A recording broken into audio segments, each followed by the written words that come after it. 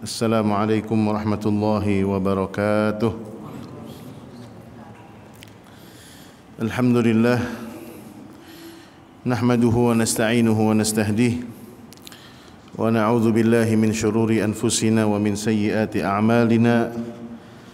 May yahdihillahu fala mudilla lahu wa may yudlil fala hadiya lahu. Asyhadu an la ilaha illallah wahdahu la syarika lahu wa asyhadu anna Muhammadan abduhu wa rasuluhu la nabiyya ba'dah. Nawayna ta'alluma wa ta'lim wa tadhakkura wa tadhkir wa naf'a wal intifa' wal ifadata wal istifadah wal hatha 'ala tamassuki bi kitabillah wa sunnati Rasulillah sallallahu alaihi wasallam wad du'a ila al huda wad dilalata ila al khair wa ibtigha'a wajhillahi wa qurbihi wa thawabihi wa mardatihi. Amma ba'du. Ma'asyiral muslimin wal muslimat, alhamdulillah Allah Subhanahu wa taala kembali memperkenankan kita bertemu pada kesempatan hari ini, dan insyaallah hari ini merupakan hari-hari terakhir bulan Safar. Tanpa terasa berarti Ramadan tersisa berapa bulan lagi? 6 bulan lagi. Cepat, Masya Allah. Perasaan baru kemarin kita nyate.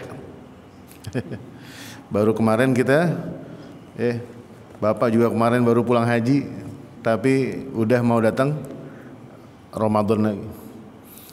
Rabiul Awal, Rabiul Tsani, Jumadil Ula, Jumadil Tsani, Rajab, Sya'ban. Mudah-mudahan Allah sampaikan umur kita ke bulan Ramadan dalam kondisi sehat walafiat, tanpa kurang satu apapun, dan mudah-mudahan kita bertemu dengan Ramadan dalam kondisi iman, takwa, dan ihsan kita dalam kondisi yang terbaik, sehingga kita akan bersama-sama menikmati indahnya bulan suci Ramadan dengan kembali pada Allah Subhanahu wa taala. Ma'asyiral muslimin, seperti yang sudah dijelaskan minggu lalu, di sini muallif mengajak kita untuk mengenal kondisi kultural atau kultur masyarakat Madinah. Secara umum Rasulullah sallallahu alaihi wasallam ketika berada di Madinah itu mengalami 3 fase kejadian besar. Yang pertama yaitu marhalah ta'sisil mujtama' al-islami. Yang pertama, Rasulullah secara langsung di Madinah ini bisa konsentrasi membangun masyarakat Islami. Dan masyarakat Islami ini bukan berarti masyarakat yang tidak menerima pluralitas, tidak menerima pluralitas.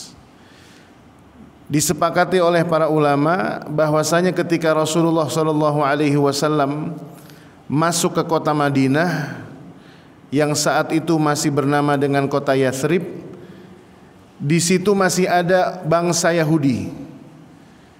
2 kabilah Yahudi masih tinggal di dalam kota Madinah, dan yang satu berada di luar perbatasan kota Madinah. Dan sampai kemudian terjadinya pengkhianatan yang dilakukan oleh orang-orang Yahudi sendiri, Rasulullah sallallahu alaihi wasallam tidak pernah mengusik mereka. Bahkan mereka sebagiannya menjadi rekan bisnisnya kaum muslimin. Hidup bertetangga, bersosial, dan tidak sedikit bahkan di antara mereka adalah masih memeluk agama nenek moyangnya. Disinilah kemudian kita memahami bahwasanya konsep dakwah Rasulullah sallallahu alaihi wasallam yang menawarkan Islam itu tidak ada sama sekali dalam bentuk paksaan. Tidak ada.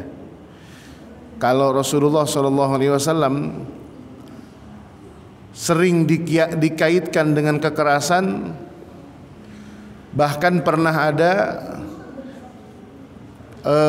seorang yang disebut dengan pemikir Islam, sangat disayangkan sebenarnya, Jadi ada seorang ya bisa dibilang tokoh akademik atau tokoh akademis yang disematkan sebagai cendekiawan muslim yang mengatakan Rasulullah itu menempuh jalan dakwahnya dengan kekerasan, dan dalil yang digunakan orang ini salah. Dengan semangatnya beliau berdalil dengan ayat waqatilul musyrikina kaffatan kama yuqatilunakum kaffah. Waqatilul musyrikina wa akhrijuhum min haitsu akhrajukum. Ayat-ayat perang yang kemudian beliau lupa bahwasanya ayat perang itu ada beberapa kaitannya. Di antaranya adalah asbabun nuzul, dan yang kedua hukumnya pun bukan hukum secara umum. Dan sebagian besar, bahkan bisa dikatakan seluruh peperangan yang dilakukan oleh Rasulullah SAW adalah bentuk reaksi daripada perang yang digaungkan oleh musuh-musuhnya. Termasuk diantaranya perang Badar.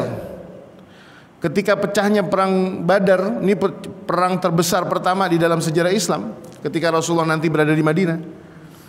Saat itu kenapa kaum muslimin jumlahnya cuma 300?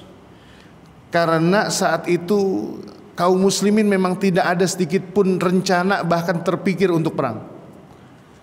Jadi orang-orang muhajirin yang dikeluarkan atau diusir dari Mekah ini, ketika mereka pergi meninggalkan Mekah ini, mereka tidak membawa harta benda. Mereka hanya membawa badan mereka, membawa keluarga dan pakaian yang bisa dibawa.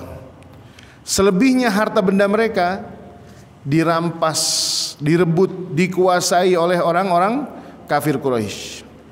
Dan ketika itu sepulang mereka dari berdagang, berniaga dari negeri Syam, orang-orang Madinah ini tahu bahwasanya rute perjalanan orang-orang Mekah itu akan melewati Badar. Dan dari situlah kemudian orang-orang kaum muslimin ini, orang-orang Madinah bersama kaum muslimin yang semuanya sudah berislam waktu itu, meminta kepada orang-orang kafir Quraisy yang waktu itu jumlahnya sedikit dan mereka itu pulang dari berdagang, berniaga. Mereka cuma menyampaikan begini: kembalikanlah harta kami yang kalian pernah rampas. Kalaupun kami tidak memungkinkan mengambilnya itu dari Mekah, berikanlah senilai itu di sini. Diminta untuk perhitungan. Tetapi terjadi salah informasi yang diterima. Ketakutan yang terlalu besar dirasakan oleh orang-orang kafir Quraisy. Kemudian mereka mengatakan apa? Sesungguhnya Muhammad sudah mempersiapkan pasukan untuk membunuh kita. Dan saat itu Abu Sufyan memerintahkan beberapa orang utusannya untuk segera pulang ke Mekah. Dipercepat, ada 3 orang, saya lupa namanya, nanti akan kita bahas. Pada saat perang Badar, akhirnya 3 orang ini bersegera pulang ke Mekah dan memberitahukan kabar yang berbeda 100%. Dia mengatakan bahwasanya rombongan kita dicegat di pinggir jalan dan akan dibunuh oleh atau diperangi oleh pasukannya Muhammad. Akhirnya orang-orang Mekah pun mempersiapkan pasukan sebanyak 1000 pasukan. Nah, jadilah kemudian perang Badar itu. Dan saat itu Rasulullah SAW pasukannya cuma 300. Itu pun bukan pasukan. Senjata mereka, persenjataannya ala kadarnya. Seperti bagaimana orang yang mau pergi ke hutan, sebagaimana orang yang mau pergi ke padang pasir, hanya sekedar memberikan senjata untuk melindungi dari hewan-hewan buas, atau sekedar untuk memotong kebutuhan-kebutuhan di perjalanan. Dan ini adalah upaya Rasulullah SAW. Ketika Rasulullah membangun masyarakat Madinah, Rasulullah SAW sudah melakukan proses pendirian itu berdasarkan syariat Islam. Oleh karenanya, ketika kita bahas selama perjalanan dakwah Rasulullah SAW di Mekah, tidak ada satu syariat agama kecuali syariat sholat saja. Dan itu pun terjadi di tahun ke berapa itu? Di tahun ke-6 kalau nggak salah, ketika peristiwa Isra dan Mi'raj.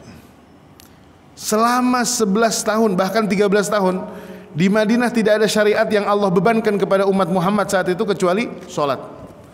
Dan ketika di Madinah barulah kemudian ada ibadah-ibadah lainnya seperti puasa, seperti jihad, seperti apa lagi?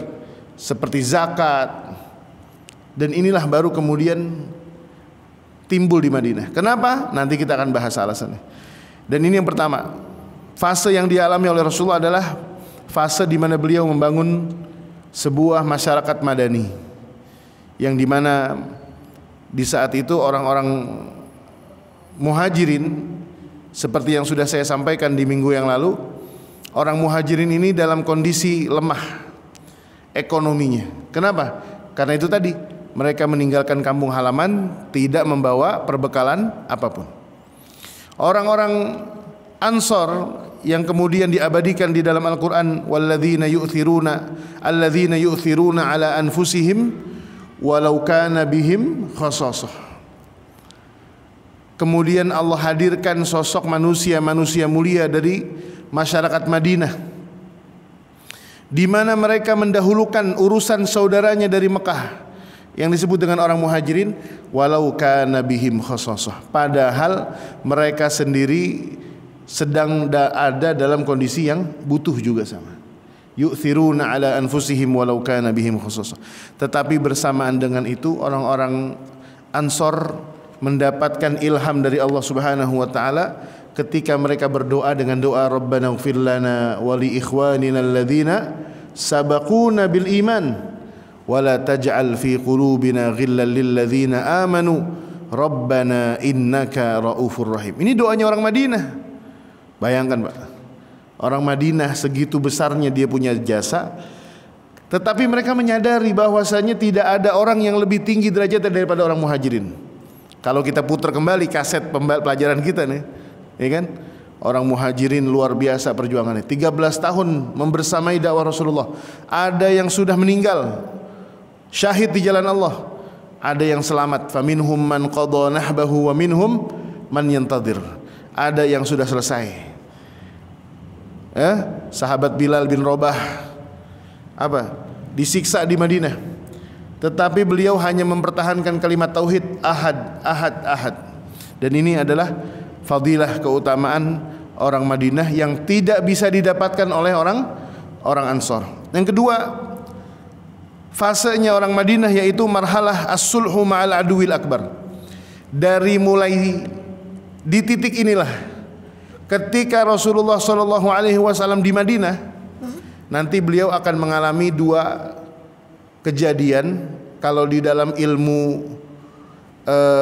militer itu, kalau nggak salah ya, itu namanya ada istilahnya show off, menunjukkan kekuatan militer. Mungkin ada kayak semacam ada latihan militer gitu, mempertunjukkan pasukan, bahasanya tuh? Show force. Nah, ini lebih tepat bahasanya. Dikeluarin semua tuh pesawat tempur, pasukan yang bisa gigit ular dikeluarin. Kan bener kan? Kopassus kan makan ular. Pasukan yang bisa loncat, pasukan yang bisa bela diri, pasukan yang bisa mukul batu bata, pasukan khusus dikeluarin. Show force. Dan itu dilakukan oleh Rasulullah kapan? 2 kali. Yang pertama ketika Rasulullah melakukan, yang pertama adalah ketika Rasulullah mengalami kejadian Fathu Mekah. Ketika Rasulullah SAW datang ke Mekah dalam kondisi Fathu Mekah, saat itu orang-orang Mekah yang dulu memusuhi Rasulullah melihat bahwasanya Muhammad sudah berhasil. Dia datang dengan segenap pasukannya, tetapi Rasulullah datang tidak membawa sedikit pun kesombongan. Bahkan ketika Rasulullah memasuki kota Mekah menggunakan untanya, beliau bahkan memasuki Mekah itu dengan kepala tertunduk, dengan penuh rasa tawadu, dengan akhlak rendah hati, dan kemudian penuh dengan sahaja, tenang. Dan yang kedua adalah ketika beliau melakukan Hajjatul Wada. Ini tidak ada yang pernah bisa dipungkiri oleh orang-orang kafir Quraisy. Dan yang lebih menakjubkan lagi adalah ketika Rasulullah menaklukkan kota Mekah, beliau mengatakan, barang siapa yang keluar dari kota ini maka dia selamat. Barang siapa yang masuk ke rumah Abu Sufyan, dia selamat. Tidak akan kami tangkap, tidak akan ada pembunuhan, tidak ada pertumpahan darah. Disitulah orang-orang Mekah baru memahami bahwasanya Muhammad itu tidak menginginkan keburukan kepada kita, kecuali ia ingin mengajak kita kepada ajaran agama yang penuh dengan kedamaian. Itu subhanallah, Pak.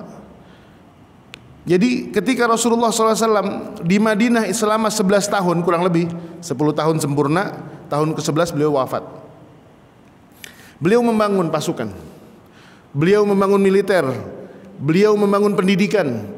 Bahkan tawanan-tawanan perang Badar itu, di antara tawanan-tawanan perang Badar adalah orang-orang pinter, ahli bahasa, yang pinter bahasa Ibrani, yang pinter bahasa Romawi, pinter bahasa ini, beliau tidak bunuh, tetapi diminta untuk menjadi guru, pengajar bagi anak-anak kaum muslimin. Kemudian lahirlah dari situ anak-anak kaum muslimin di Madinah yang pandai menulis, pandai membaca, bisa menulis kaligrafi, tulisan al-khattul arabi, khat bahasa Arab, bisa bercakap dengan bahasa Ibrani. Dan dari situlah tujuan apa yang diinginkan Rasulullah, supaya dakwah ini mampu menjangkau lingkungan yang lebih jauh lagi, cakrawala yang lebih luas lagi, agar apa? Kaum muslimin ini akan menyebar. Oleh karenanya Rasulullah SAW diketemukan ketika era Umar ibn Khattab, para sahabat ini sudah menjelajahi sepertiga dunia. Ada sahabat Amr bin As yang meninggal di tanah Afrika, ya, tanah Afrika, yaitu mana? Mesir. Sahabat Abu Ayyub Al-Ansari yang dimakamkan di mana? Di Turki. Ini menandakan apa? Para sahabat ini punya rencana untuk ekspansi dakwah. Kalau dulu kita mengenal ada seorang sahabat Mus'ab bin Umair, dia diperuntukkan seorang pemuda cerdas, pinter, dan ia pandai berdiplomasi. Kalau bahasa sekarang nih, anak-anak muda sekarang itu public speakingnya keren. Wah, ya kan? Bener gak, Pak? Ada orang pinter, punya gelar S3, tulisan ilmiahnya produktif, tapi kadang kalau disuruh bicara di depan mic kagak menarik. Banyak gak gitu? Banyak. Profesor-profesor kita itu, guru-guru saya, profesor-profesor, Pak. Waduh, kalau ngajar itu kurang menarik, Pak. kurang menarik. Tapi kalau kita baca jurnalnya, itu isinya daging semua tuh. Ilmu semua tuh. Banyak intisari. Kenapa? Karena Allah berikan kemampuan dalam bidang karya tulis ilmiah. Tetapi sahabat Mus'ab bin Umair ini multi talent, anak muda, berani, tampan, keturunan anak orang kaya, dan public speakingnya bagus, diplomasinya berani. Nah, inilah fase kedua yang dibangun oleh Rasulullah SAW. Selama kurang lebih 10 hari Rasulullah SAW memiliki daya tawar yang tinggi. Ketika mereka menyadarinya di masa apa? Tadi itu. Yang pertama Fathu Mekah, yang kedua adalah ketika Haji Wada. Mereka benar-benar melihat bagaimana kekuatan kaum muslimin di bawah pimpinan Muhammad SAW ini ternyata sudah dirasakan. Yang ketiga yaitu marhalah istiqbalul wufud. Nah, inilah proses ekspansi yang mulai dirasakan. Terjadinya kapan nih? Lebih tepatnya adalah ketika setelah peristiwa perjanjian Hudaybiyah. Saya berkali-kali saya kisahkan nih Hudaybiyah. Perang Hudaybiyah ini kalau di mata orang yang melihatnya, sebagian mengatakan ini ada kekalahan. Jadi Hudaybiyah ini rasanya apa namanya? Kejadiannya kekalahan, yang terjadi adalah kekalahan, tetapi rasanya adalah kemenangan. Kok bisa, Ustaz? Jadi begini, ketika perang perjanjian Hudaybiyah, Rasulullah SAW datang dari Madinah. Saat itu Rasulullah SAW diwahyukan oleh Allah untuk melakukan umroh. Saya pernah ceritakan ini. Dan mereka berangkat umroh dari Madinah. Tidak ada satu orang pun yang membawa pedang, Tidak ada satu orang pun yang menggunakan atau membawa baju perang. Tidak ada satu orang pun dari kalangan sahabat yang membawa perisai perang, enggak ada. Mereka cuma membawa sebilah pisau yang akan mereka gunakan untuk menyembelih hewan yang digunakan untuk makanan. Karena zaman dulu orang kalau berpergian dia harus bawa hewan. Kalau kita kan enggak, Pak. Pergi kemana? Ke Jawa, ke Bandung, lapar, mampir rest area, beli apa? KFC, beli apa namanya? Empal gentong. Ya itu kalau lagi ada duit. Kalau lagi bokeh ya tahu Sumedang lah. Sama apa tuh bacang. Ngajel-ngajel dikit sama gorengan. Ada. Cuma kalau orang dulu enggak. Dan mereka harus menghitung berapa jumlah rombongan, berapa kebutuhan hewan yang akan dikonsumsi. Makanya ribet. Dulu makanya ketika Rasulullah perang Badar, sebelum terjadinya perang, utusan Rasulullah Hudzaifah ibnul Yaman itu ketika menghitung jumlah pasukan perang musuh, tidak dihitung orangnya, Pak. Ini dalam ilmu peperangan nih, biasanya ada nih, mungkin Bapak ada ilmunya tuh. Jadi ada ilmu intelijensi dalam peperangan itu, ketika mereka kaum muslimin menghitung jumlah kaum musyrikin Quraisy yang besoknya mau perang, satu hari lagi besok mau perang, pecah di mana? Di Badar. Itu Hudzaifah tidak ngitung kepala orang 1, 2, 3, enggak. Tetapi menghitung dari jumlah hewan yang akan disembelih. Dia bisa ngukur, onta ada sekian ekor, kambing sekian ekor, berarti estimasi ada sekian pasukan. Dan bahkan sahabat Hudzaifah itu kalau dalam bahasa militernya bisa melakukan infiltrasi. Wos, nih Ustaz Atik baca juga nih. Infiltrasi, masuk ke dalam pasukan, nyamar. Bahkan beliau bisa melihat ini pasukan pemanah, posisinya akan berada di sebelah barat. Oh, ini pasukan berkuda, jumlah kudanya sekian. Dia baca malam itu. Tetapi kaum muslimin tidak pernah bermental pengkhianat. Sepakat bahwasanya perang akan pecah besok, duel mulai jam 7 pagi, Hudzaifah malam itu bisa nggak ngebunuh? Bisa. Membunuh? Bisa. Beliau sudah masuk di jantung pertahanan. Tetapi tugas yang diberikan oleh Rasulullah kepada beliau apa? Cari data berapa jumlah pasukan, berapa pasukan berkuda, berapa pasukan pemanah, berapa, wah ini loh. Pulang beliau berhasil membawa. Dan ini yang terjadi ketika Rasulullah membangun itu semua. Dan ini kejadian lagi kapan? Ketika beliau berada di Hudaybiyah. Datang ke Mekah, di Hudaybiyah dicegat. Padahal sama sekali diperiksa, jumlah kaum muslimin tidak ada yang membawa pedang satupun. Mereka dicegat di satu desa yang disebut dengan desa Hudaybiyah. Kalau ada yang pernah umroh, biasanya pernah diajak berkunjung ke situs bersejarah yang disebut dengan Masjid Hudaybiyah. Disitulah kemudian Rasulullah bertahan 3 hari. Bahasanya itu ditahan, di blokade, ditahan di situ selama 3 dalam kondisi berihram. Singkat cerita, ini kalau dibaca di dalam sejarah, di buku sirah itu kisah sejarahnya indah sekali, Pak. Perjalanan sejarah indah sekali.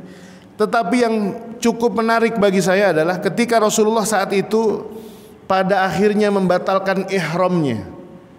Ihram umroh yang sudah beliau lantunkan dari Bir Ali, mengatakan labbaik Allahumma umratan wa ahramtu biha lillahi ta'ala labbaik Allahumma labbaik, harus dibatalkan.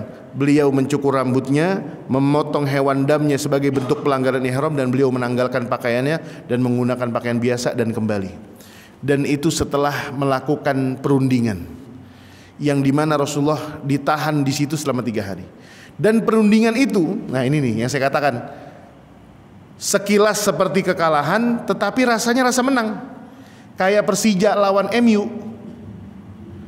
Kalau Persija lawan MU seri 1-1, yang ngerasa kalah siapa? MU. Tapi yang ngerasa menang Persija. Seri tapi berasa menang. Persija lawan MU. Itu karena faktor Bang Turmuzi udah pensiun dari Persija. Kalau beliau masih jadi striker mungkin ceritanya beda tuh MU. Ya. Jadi begitu. Jadi kalau Persija melawan MU seri 1-1, bagi Persija adalah seri rasa kalah. tetapi Persija yang seri dengan MU 1-1, seri rasa menang. Dan kaum muslimin merasakan seperti perasaan Persija lawan MU waktu itu. Itu ada 6 poin perundingan Hudaybiyah, semuanya direvisi. Siapa yang merevisi? Yang merevisi adalah utusannya orang musyrik Madinah, orang musyrik Mekah. Ini ada yang unik nih. Ini salah satunya, kutipannya aja kutipannya. Ketika sang penulis perjanjian adalah Sayyidina Ali bin Abi Thalib radhiyallahu anhu wa arda, beliau diperintahkan oleh Rasulullah yang tidak lain adalah mertuanya sendiri. Uktub ya Ali. Ali diperintahkan menjadi juru tulis. Rasulullah duduk di atas sebuah batu. Ini kalau Bapak gambarkan makhluk mulia yang paling kita rindukan ini. Duduk di atas batu dengan begitu tenangnya, Pak. Dan beliau menjamin keamanan satu orang utusan ini, Pak. Padahal di samping Rasulullah ada jawara yang namanya siapa? Umar bin Khattab. Itu beliau belum kenal sama Bang Turmuzi itu, golok gitu. Wah, itu pedang masih bikin sendiri itu. Itu Sayyidina Umar nggak punya golok tapi megang pisau begini nih. Pisau yang dibuat nyembelih apa? Hewan. Saking keselnya nih. Tetapi Rasul mengatakan, daya Umar, tenang. Ini perundingan, bukan peperangan. Sayyidina Umar akhirnya melepaskan tangannya dari senjata. Beliau duduk di samping Rasulullah.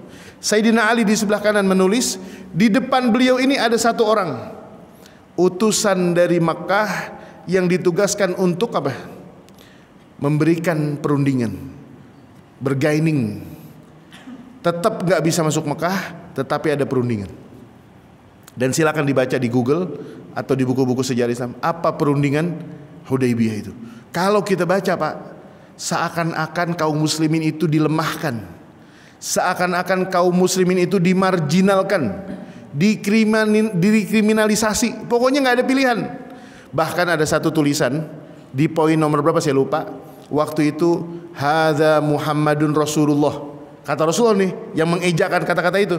Hadza Muhammadun Rasulullah sallallahu alaihi wasallam. Kayak perjanjian kan gitu ya. Pihak pertama, pihak kedua. Ketika nama Muhammad sallallahu alaihi wasallam ada Muhammad Rasulullah, ini orang utusan kafir Quraisy padahal sendirian, yang lainnya Islam. Tapi Rasulullah memberikan jaminan, Anda tidak akan pernah diganggu di sini. Tetapi dengan berani dia mengatakan, sebentar Muhammad, kalau itu ditulis Muhammad Rasulullah, berarti kami mengakui dong kalau Anda ini utusan Allah. Nah, ini pinter juga nih. Satu sisi dia pinter juga nih. Coba tolong ditulis Muhammad aja, nggak usah pakai Rasulullah. Apa reaksi Nabi kita sallallahu alaihi wasallam? Dengan begitu tenang mengatakan, imsah ya Ali, hapus wahai Ali. Di sini Sayyidina Umar bereaksi. Ini kan sumbunya pendek beliau nih, jawara, beksi ini, nggak boleh ngelihat ustadz dicolek dikit bawaannya pengen ngepret aja. Ini kan kata Sayyidina Umar protes dengan nada bertanya, alasta Rasulullah? Ya Rasulullah, awalasta Rasulullah? Wahai Nabi Allah, wahai Muhammad sallallahu alaihi wasallam, bukankah engkau seorang Rasul? Kok dari tadi ngalah gitu? Dan Rasulullah dengan tenangnya ketika itu duduk di atas sebuah batu dengan kondisi berpakaian ihram, tangannya ditopang oleh sebuah tongkat dan beliau meletakkan dagunya dengan begitu tenangnya. Luar biasa, pemimpin ini tidak mudah reaksi, tidak begitu menggelegak emosi, tenang, diikuti dulu. Sampai kemudian itu prasasti pindah, dibawa satu lembar ke Mekah, satu lembar dibawa ke Madinah. Apa yang terjadi? Allah kirimkan sebagai bentuk tanda rayap-rayap yang menggigit, yang menghabisi, yang memakan semua kertas itu, kecuali kalimat apa? Kalimat Allah dan kalimat kekasihnya, yaitu Muhammad. Dimakan rayap. Cuma tinggal kalimat Allahnya aja nggak dimakan. Dan ini belum selesai. Kisah Hudaybiyah, ketika Rasulullah pulang dari Mekah dengan rasa kekalahan, perjanjian yang tidak menguntungkan, ihramnya batal, yang ada motong hewan kurban berupa kambing. Di perjalanan semua kaum muslimin merunduk kepalanya, tidak ada sedikit pun yang bangga. Tetapi Allah turunkan satu ayat, potongan dari surat Al-Fath. Allah mengatakan inna fatahna laka fatham mubina liyaghfira lakallahu ma taqaddama min dhanbika wa ma ta'akhkhara wa yutimma ni'matahu 'alaika wa yahdiyaka siratan mustaqima wa yansurakallahu nasran aziza. Ini sahabat belum ada yang mudeng, belum ada yang nyambung, belum ada yang paham menang yang kayak gimana. Orang tadi kita kalah perundingan, nggak ada yang menguntungkan, itu poin.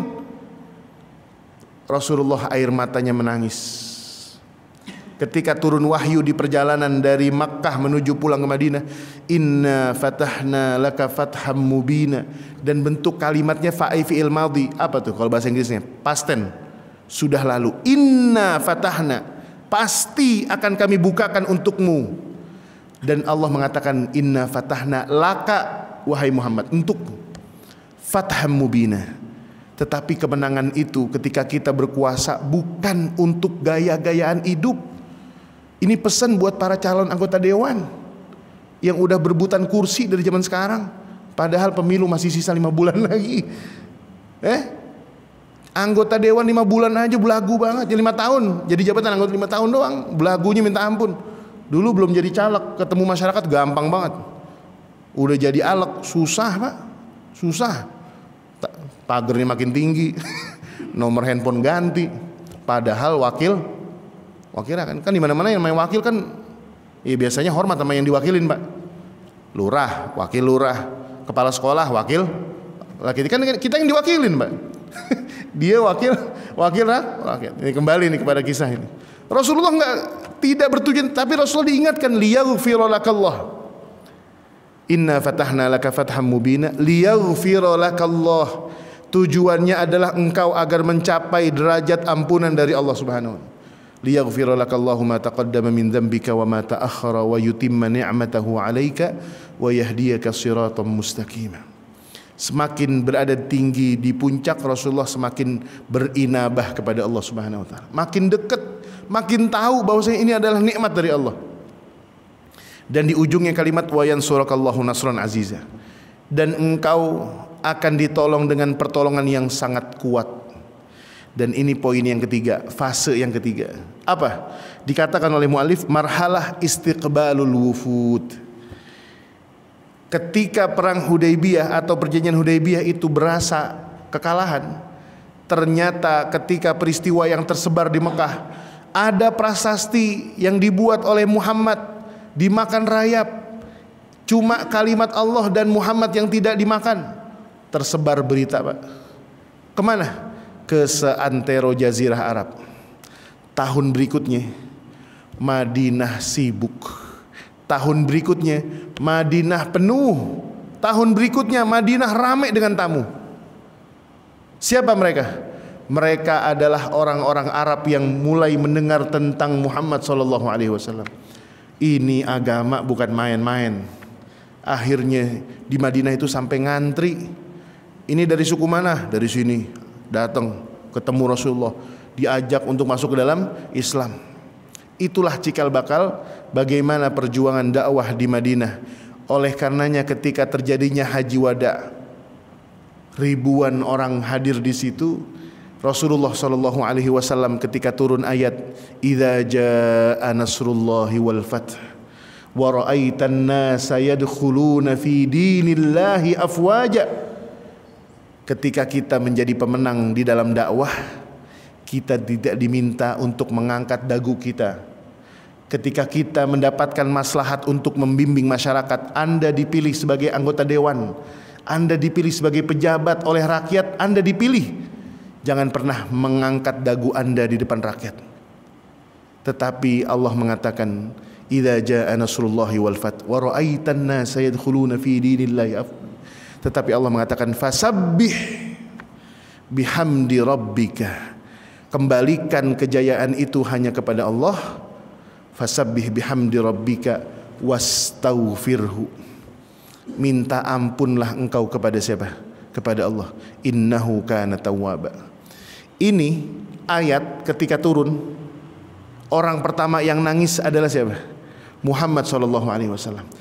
kemudian ada orang kedua, dan ini satu-satunya manusia di Haji Wada saat itu di Padang Arafah yang nangis saat itu siapa? Abu Bakar As-Siddiq.